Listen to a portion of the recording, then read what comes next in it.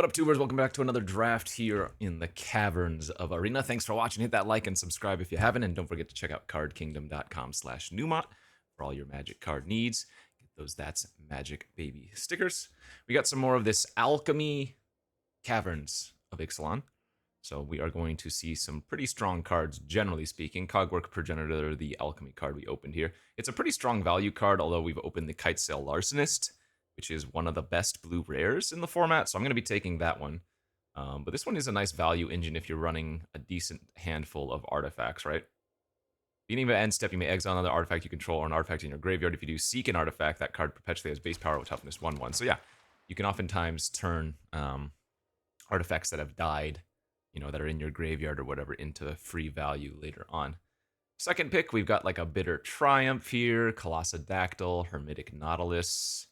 Voltec Cloud Guard's very good. Big fan of Plundering Pirate. Frog's great. So the Alchemy card missing here, that doesn't really give us much information. I love a good Hermetic Nautilus. I think this is a really good artifact creature, but if this is just like take the best card of the pack, it's probably Bitter Triumph. Good start. Okay, there's another Nautilus here and a bunch of green cards. I do not believe Growing Rites of Itlimoc is any good, but Scavenger can be solid. Seed Stones is pretty good. There's the Battle Glyph. Final Strike, Frog again. I think I'd rather just take the Hermetic Nautilus here, since we passed the previous one, and we already have the Larcenist, which is just one of the, again, better blue cards, so I don't want to latch onto that if we can. Oh my god, and we are getting huge rewarded here with a fourth pick, a Kalpa. 3 mana, 1/5. 5 toughness is surprisingly beefy in this format. At the beginning of each player's end step, so if you flash in like a Cogwork Assembler or whatever it's called, this also triggers. If an artifact entered the battlefield under your control, look at the top 2 of your library, put one of them in your hand and one in your graveyard. Really nice value engine. You can oftentimes end up drawing too many cards, right? This is a way to deck yourself for sure, but presumably if you've gotten a bunch of value with this card, you should be able to kill your opponent before you deck out. So another pretty crazy pickup here. I mean, I don't think people yet realize how good Cosmium Confluence is. It's frequently a 5 mana 9/9 haste, or say 5 mana 6/6 haste with a land, that type of thing. You need to pick up a couple of caves, but you don't need like 7 or something. You only need maybe 2 to make the Confluence worthwhile. That card's very strong. One of the weaker of the Alchemy cards. I think there's a whole cycle of this one, right? For vampires, dinosaurs, merfolk, etc. Best card out here is probably the River Guard, or not River Guard, Cloud Guard, as we pass a River Herald Scout, I should say. Could be White Flyers, could be doing a bunch of stuff here. Echoing Deeps. Enter the battlefield tapped as a copy of any land in a graveyard, except it's a cave in addition to its other types. I think that one's generally pretty weak. I think after taking the Cloud Guard, we want to just take the Hidden Courtyard. Here's another one of those. Draw a card or seek a creature. Puzzle Door or Brine Fang. I'm not actually huge on Brine Fang. I actually think the Puzzle Door is pretty good for enabling a lot of the artifact shenanigans.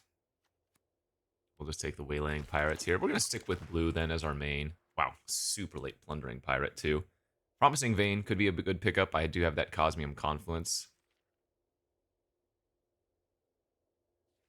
But I'm just going to stay open for now. We have blue, and then we have one of each color. That's pretty funny. Frog on the wheel. Okay.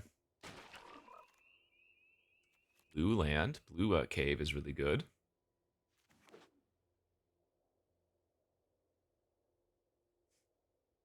So this is one of the Alchemy formats that's most akin to the base format that I've noticed.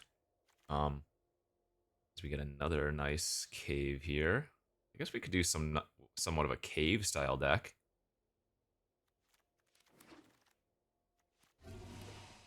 While there are very, very good Alchemy cards, For the most part, I haven't noticed too much different. And we're opening an Ojer Chasm. All right, well, glad I took a little bit of green there. We are passing quite a few good ones. What does this one do again? I'm pretty sure this was good, right? Seek a non-land artifact with mana value X or less and put it on the battlefield.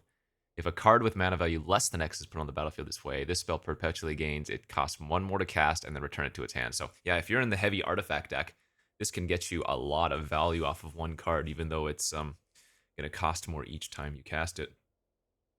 Art's pretty funny too. Deep Cavern bad, insane. Tendril the Myco Tyrant good. Axejaw, Tithing Blade. Pretty hard to pass a 5-mana bomb, and now we have 2 5-mana bombs in green, so it's going to be hard to pull me out of that. Ukbenbach, Visage of Dread, Captivating Cave, Pathfinding Axejaw. Let's just take the good green card here. I think we're pretty much going to lock ourselves into blue-green, maybe splashing black. I do want to get some artifacts still for the Akal Pakal, but Cenote Scout, Bristleback. Guess we'll take the 1-mana Explore creature. There's a Deadweight here. Bunch of good red cards too. I don't think we're gonna be splashing Deadweight. I almost wonder if I should take the Buried Treasure here, but Deadweight's certainly the best card there. Riddle's not bad. Iceberg's decent. Compass Gnome is safe. I think we're going to take the Gnome at this point. Especially if we're planning on splashing a little bit, and it's an artifact for like a call. Mycelic Ballad. This is the Barter in Blood. Each player sacrifices X creatures, and you gain X life, where X is a spell's intensity, and then it increases all the chorus cards, which there are actually quite a few chorus cards. We just passed one of the red chorus cards. If I'm just going to take like the Brine Fang or the Promising Vein here, I think we're just going to take another Cave Fixer. That gives us 3 caves now for our Cosmian Confluence, which is pretty nice.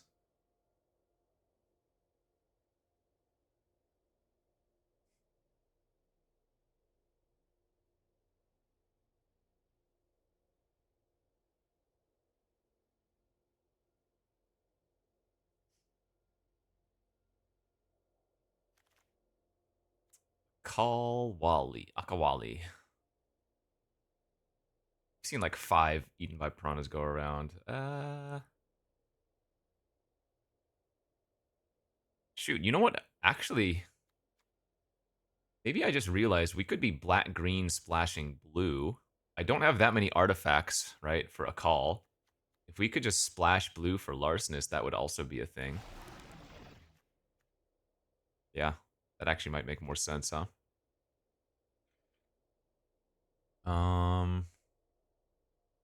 Another blue cave. A couple of decent black and green cards. I do like Gore Stalker, and I think Over the Edge is quite solid. I'm gonna do it with Over the Edge here. It's pretty versatile, especially since there are so many good artifacts to blow up in this format too. 2-drop Echo's fine.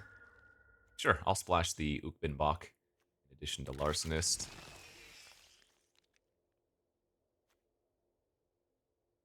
Six-4 Vigilance, Menace, Skeleton, Horror.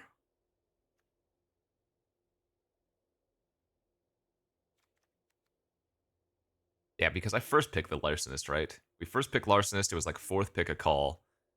But really, we haven't seen that many good blue cards.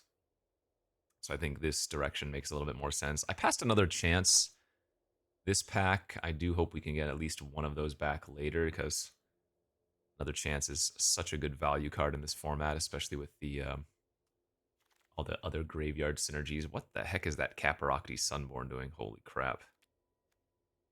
11th pick Caparocty Sunborn. Maybe we run the Boulder. Bunch of random red cards. Garbage.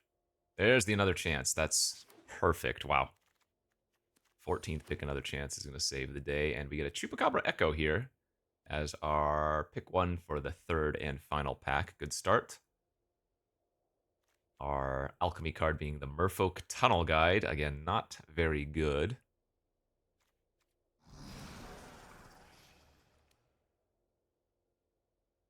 So what are we looking for? The nice thing about having a decent number of explore effects is that it does help with like the graveyard shenanigans. Oh yeah, this one's nuts too. This is an insane uncommon alchemy card. A lot of the uncommon alchemy cards, or I guess there are no commons, are there? A lot of the alchemy cards that aren't rare or mythic, I should say, are rare slash mythic quality. 4 mana, 4/5 with reach. When it ETBs, you get either a Savage Stomp or a Naturalize conjured to your hand. So at its very base, it's a 4 mana, 4/5 draw a card. Yeah, it's kind of disgusting. It is very good. And it's a dinosaur, so the Savage Stomp costs 1 mana. Actually, Kaslam is... Oh, no, it's a god, right? Not a dino. What do we have? 2 gods? Jeez. Subterranean Schooner and a Spyglass Siren here. 3rd pick. The only problem with Schooner is that it's not a very good splash card. Oh.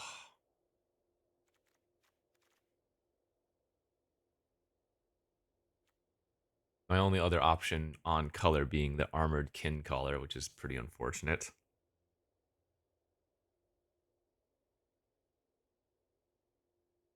Yeah, it's just not a good splash card, I think. But power level wise, whatever, I'll just take it. Second Bitter Triumph here is fantastic. Another... Whoa, whoa, whoa, whoa, whoa, what is this? Poetic Ingenuity. Crazy. This card is also a bomb beyond bombs. Frontodon, Nursery, Strike. Yowza. Twists and Turns over Spider here, I think, makes sense. This is a decent value card. Enables some extra value off your explorers, and then when you get to 7+ lands, turns into a card value engine.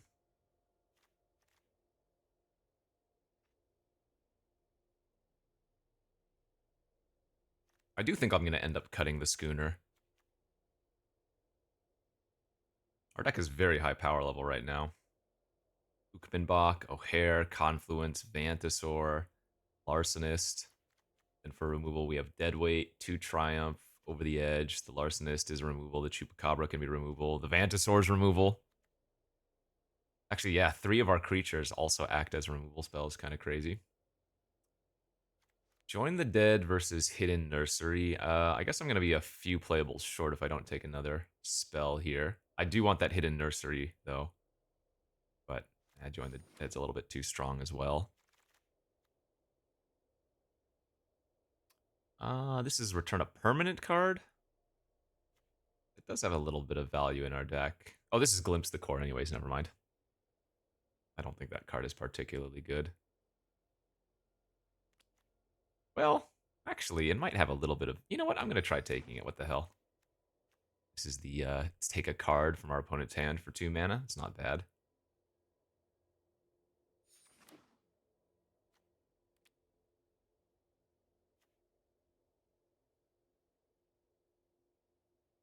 Could use a few more early game plays. Like, I'm wondering if I just want to take this Cartographer's Companion here over Ray of Ruin. It's not a great card, but it might serve a purpose. If I can wheel one of the Hidden Nurseries, because I think we passed a couple, that would be really good. Oh, you know what? The Hidden Necropolis wheeling is also great. Viper without any land cyclers is not as exciting. Marionette's pretty good, though. But yeah, I think we're going to go with the Cave for the Cosmium Confluence. So right now we have 3 good caves that we can run, and then the Cataract if we want to as well.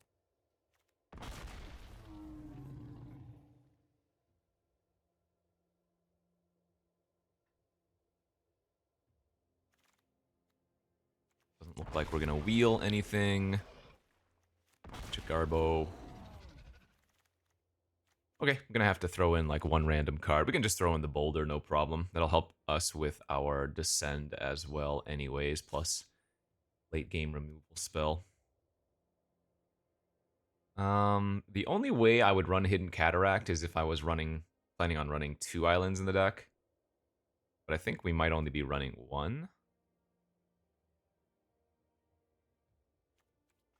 I guess it's not too bad to go island, 1 cataract.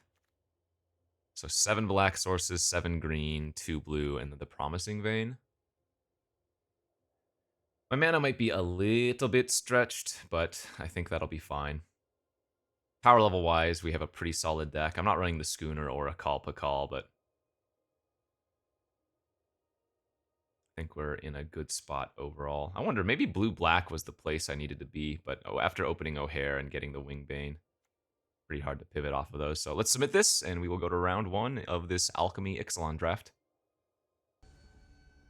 Okay, round 1 we go with our Sultai stuff. Yeah? If you weren't the starting player, this spell costs 1 less to cast, so I will be able to cast that on turn 1. Not shabby. So this is a weird card. It reveals each non-land card in their hand with mana value 4 or less. So lands and expensive spells will not be revealed, which still gives you a little bit of a tell, but not as much as maybe you would hope, right? And look at that. We can probably safely guess that that last card is a land. I think I just like taking the dowsing device there.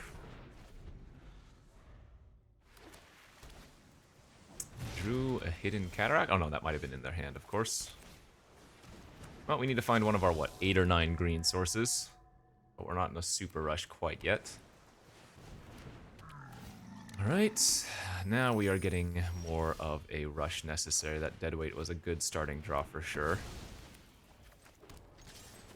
Problem is, even if they don't draw land, they have the treasure now, so they can play the Dinotomaton and then just like double equip. Although if I draw a green source to kill the Dinotomaton, we're going to be looking really good. Yikes, that is so brutal.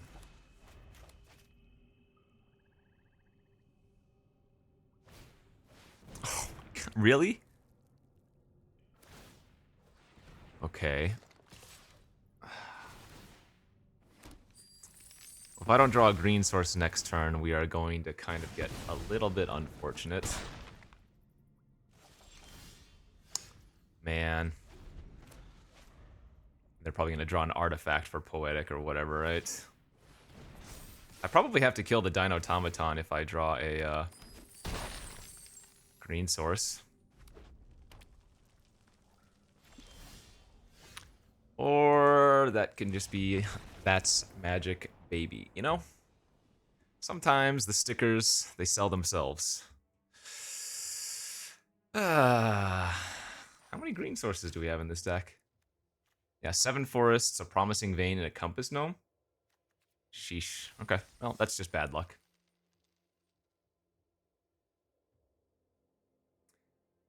We'll chalk that up to variance, and we will go to our next game. Let's go to game number 2.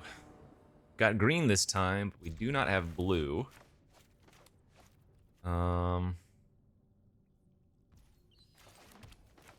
Not going to mulligan this hand. If we just hit 4 mana, 5 mana, it's going to be pretty hard to lose, barring them just going removal spell, because we have a 4 mana bomb and a 5 mana bomb ahead of us. Turn 1 Siren has an insanely high win rate.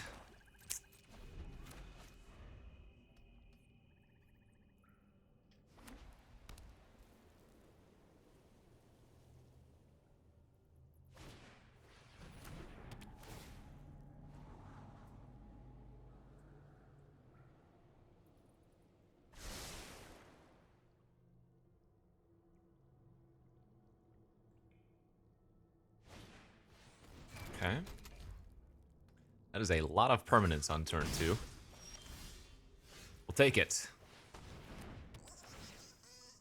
Let's go grab an island here.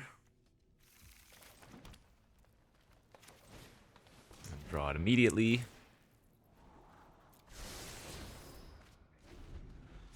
Obviously, we will need to find a second black source, but we already have double green, and I think getting the blue for Ukbenbach when I don't have any cards in my graveyard makes more sense, right?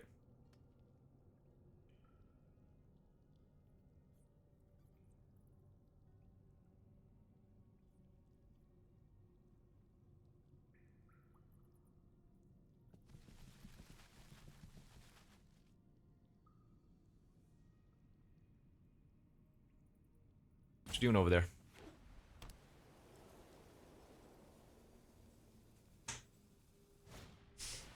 Okay.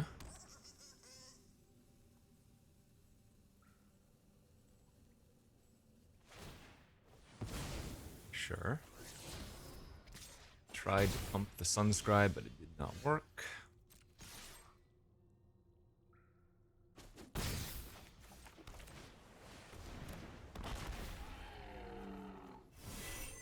Naturalize would probably be really good versus them, but I'm going to take the Stomp here.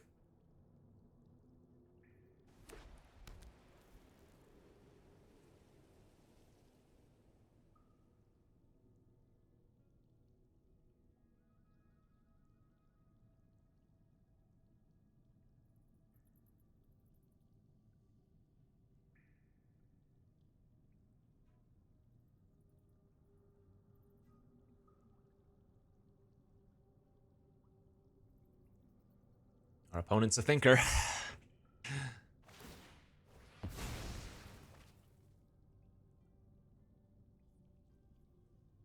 Obviously, thinking is fine. The one thing I don't like is when people hover over the cards incessantly. Not sure why Arena has it so that you see what people are hovering over.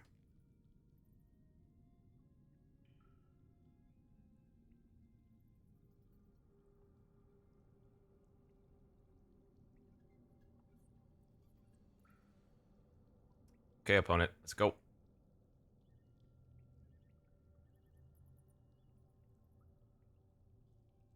I have a couple ways I could do this. I could either lead on the Ukbenbach, try to bait out a removal spell, or I could just slam the Ojer. And I think the game plan is probably just slam the Ojer. Give them less time to find a removal spell if they don't already have one.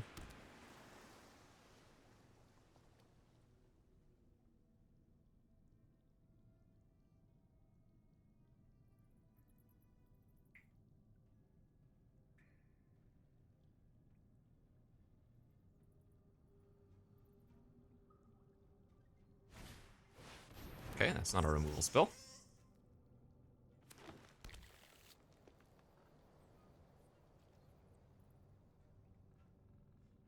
So Savage Stomp on the Scampering Surveyor, and then attacking with Ojer looks to be pretty damn good here.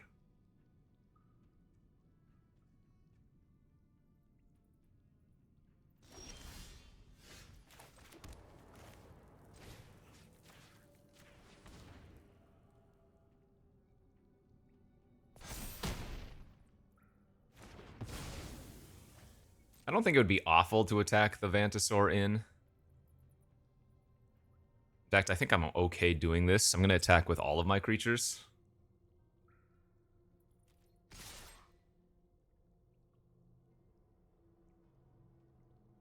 Because Ojer is going to get in for some amount of trample no matter what, yeah.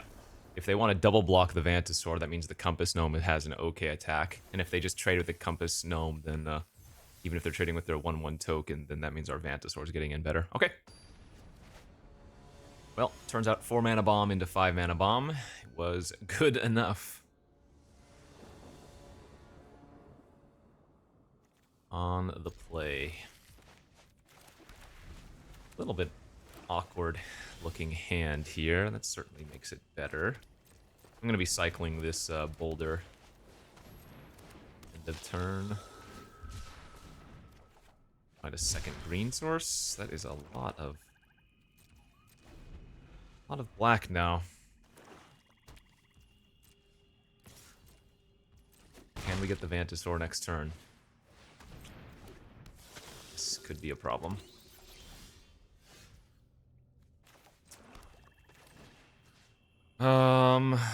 I mean, if I kill the Evangelist, which I'm going to do, Then they get another bat, and they still get to hit me for 4 next turn. Sheesh.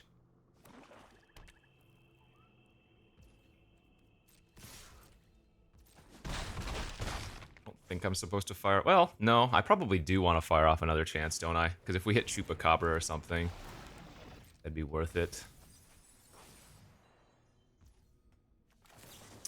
Especially since they're beating down with little weenies and I don't have anything going on.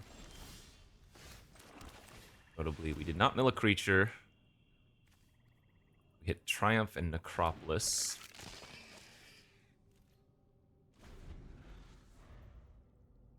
I mean, if they just petrify or something, we just lose, right?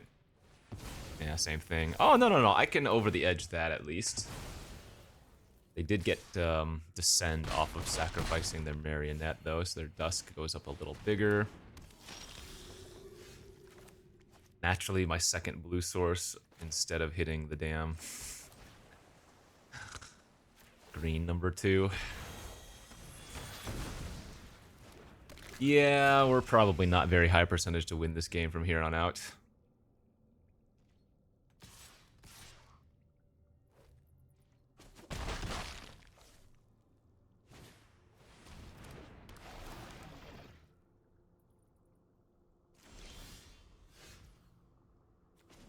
Alright, let's activate the Cataract and hope we find something.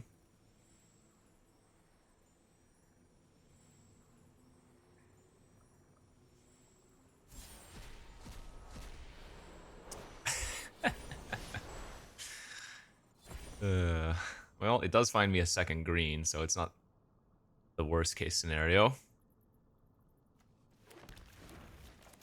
And I do think we want to attack here because we have Menace.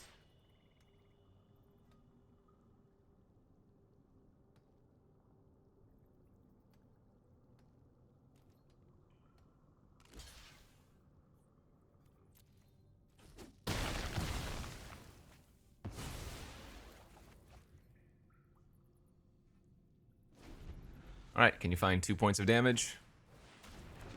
Oh, that's good enough, though. They take the Mantisaur, and then we have no recourse.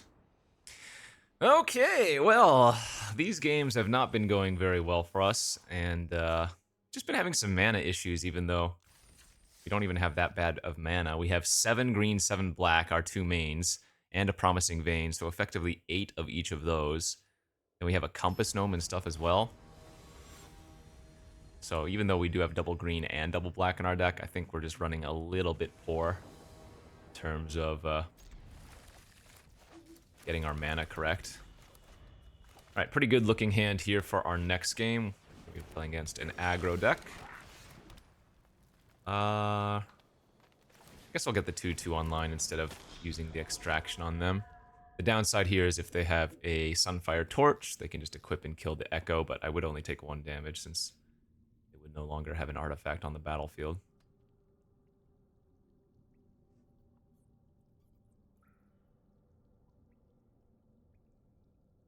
We will immediately offer a trade if they give it to us.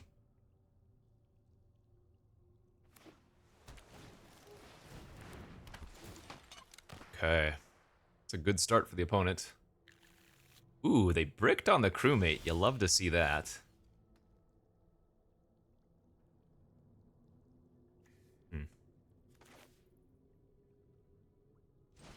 You know what? Let's take a peek at their hand now. Jeez. Okay, we probably need to take Zoetic Glyph, but that's kind of terrifying. So the Brazen Boarding is pretty cool. 4 damage to target creature or planeswalker. If excess damage is dealt, conjure a card with mana value equal to that excess damage from the spellbook onto the battlefield.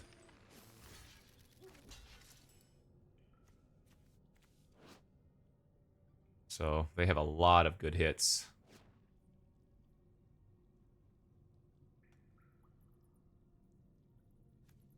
I want to trade with the 2-2 instead, I guess. They won't always have an artifact, but I think that makes more sense. So they're going to be able to kill my Akawali and get Spyglass Siren, which is kind of gross. Yep. Man, such a good value card if you're playing red-blue. We're pretty far behind again.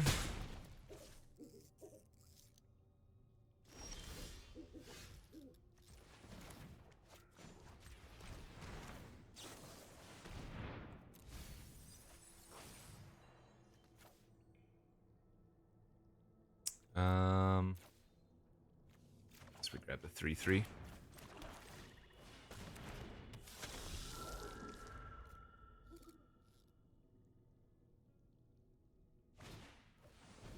Sheesh.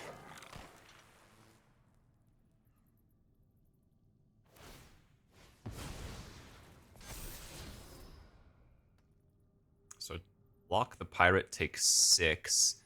They follow up with Brazen, but they would have to lose their artifacts to do so.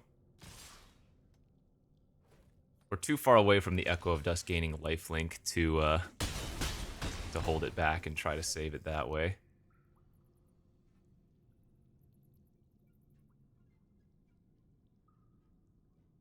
I mean, again, if they use their treasure, the Tomb Raider's gonna shrink.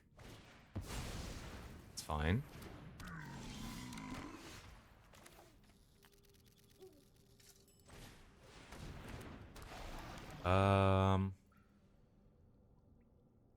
I think I'm gonna hold this swamp because what I can do is discard it to Bitter Triumph.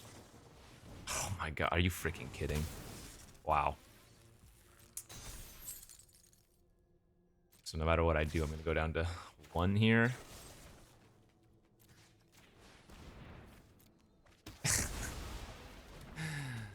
What a draw. Okay, well. Looks like we are about to go a 1-3 or whatever. GG's. That was fun. But you know what? They cannot all be winners. In fact, usually they are not. I don't ever cherry pick my drafts. I simply record them and do them. At least we didn't go 0-3. But man, I think our deck was really solid and we just ran into some unfortunate nonsense. I think our mana was decent. We had a bunch of good early interaction. Man, we had the Larcenist, we had the freaking Wingbane, we had Chupacabra, Ojer, Cosmium Confluence. I think if you normally run this deck back in the best of 1 queue again and again, you'll probably average 3 or 4 wins, no problem. So maybe a little bit of a low roll there. That's magic, baby. As always, thanks for watching. Oh god, this is gonna be a 30-minute video. Oh no. Love you, bye.